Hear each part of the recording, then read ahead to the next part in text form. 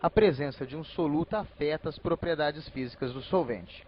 Um desses efeitos, a osmose, é de enorme importância porque contribui para os fluxos de nutrientes através das paredes da célula biológica e para o movimento das soluções através das plantas. Quando os químicos começaram a estudar as propriedades de soluções quantitativamente, eles encontraram um fato muito peculiar. Algumas propriedades, inclusive a osmose, só dependem das quantidades relativas de soluto e solvente e são independentes da identidade química do soluto. Isso daí é importante, cara.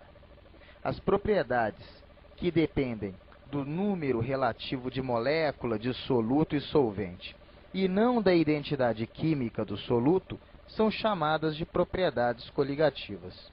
E nós temos 4 propriedades coligativas que são as principais.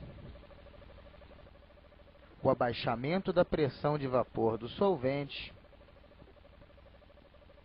o aumento do seu ponto de ebulição, o abaixamento do seu ponto de congelamento e a osmose.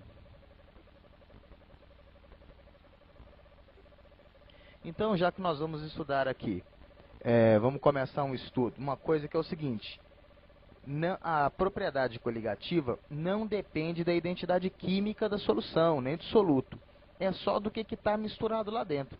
Então, a gente tem que saber calcular a quantidade de partícula que está misturada lá, que está dispersa na sua solução. Então, por exemplo, a gente tem que ficar esperto aqui com 2 coisas. Se o soluto dissocia ou não dissocia.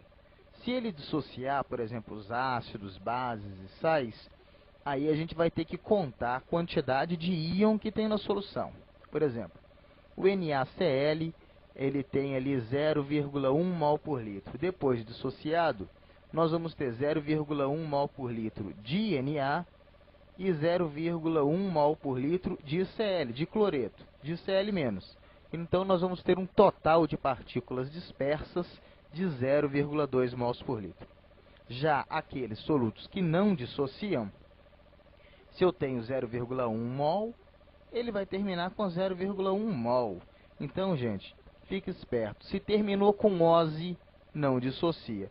Glicose, frutose, sacarose, nada disso dissocia. Agora vamos começar a ver, pouco a pouco, alguma dessas propriedades coligativas. Vamos falar aqui sobre a diminuição da pressão de vapor, a tonoscopia. Vocês podem ver aqui que nós temos 2 casos.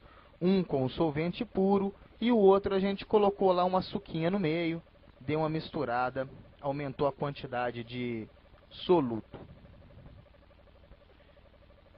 No item 1, onde nós temos o solvente puro, a nossa pressão de vapor é bem maior. Agora aqui, onde nós colocamos a glicose, a pressão de vapor diminui. Então, nós observamos esse fenômeno de propriedade coligativa tonoscopia, nós diminuímos a pressão de vapor do solvente. Agora, nós podemos fazer aqui uma relação da variação da temperatura. Vocês podem ver que numa temperatura fixa, a pressão aqui aumenta, olha, tem uma variação de pressão.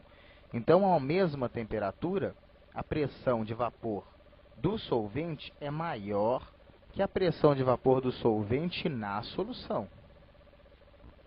Agora, vamos aumentar a temperatura de ebulição do nosso sistema. Então, nós temos lá a água pura, que ela vai entrar em ebulição numa certa temperatura. Agora, a partir do momento que você coloca um soluto na água, você forma uma solução. E esse soluto vai roubar energia cinética aqui no meio, ele vai fazer uma bagunça danada e vai resultar que nós aumentamos a temperatura de ebulição. Por isso, a água com açúcar, a água com sal, ela vai ferver numa temperatura maior do que a água sem nenhum desses 2 solutos.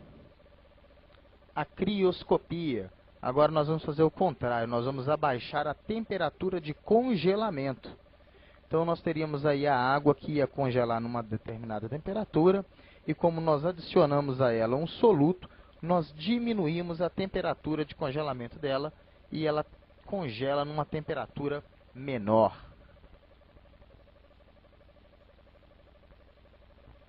A osmose. Vamos falar um pouco sobre a osmose.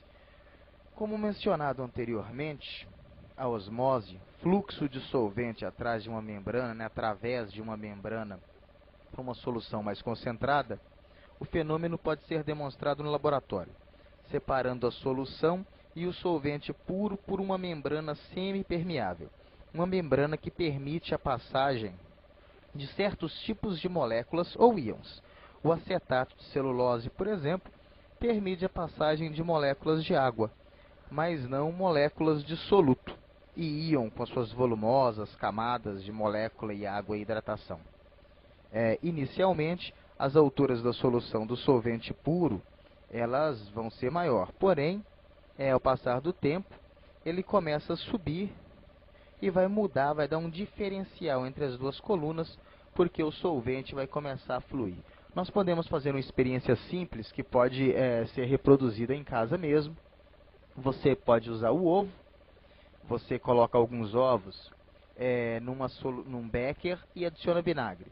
E deixa ele pernoitar ali no vinagre, deixa ele dormir no vinagre. E aí você vai transformar a casca do ovo numa membrana semipermeável. Depois você retira ali 2 ovos, um você coloca num becker com água destilada e o outro você coloca num becker com uma solução de glicose ou uma solução de sal. E aí você vai perceber o seguinte, que o solvente, a água destilada, vai migrar para o lado da solução mais concentrada. Então a água destilada vai entrar no ovo, o ovo vai apresentar um certo inchaço. Ele vai inchar, vai crescer um pouquinho.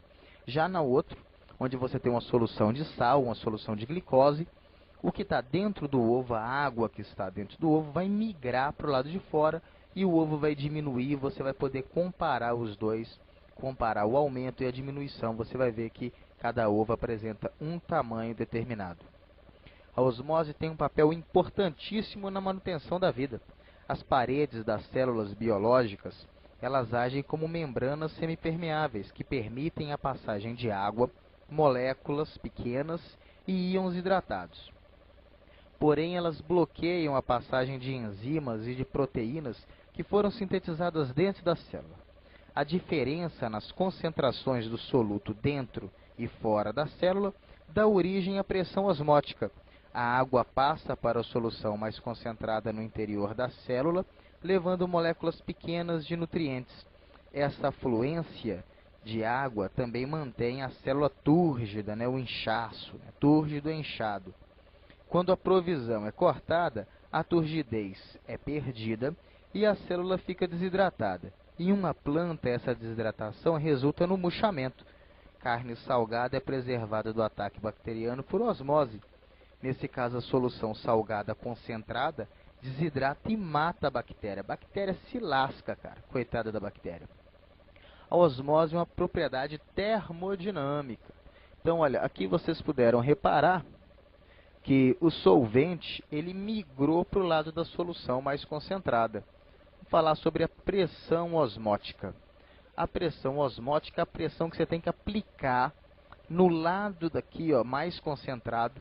Você tem aqui a solução mais concentrada, você tem que aplicar uma pressão para impedir que o seu solvente invada.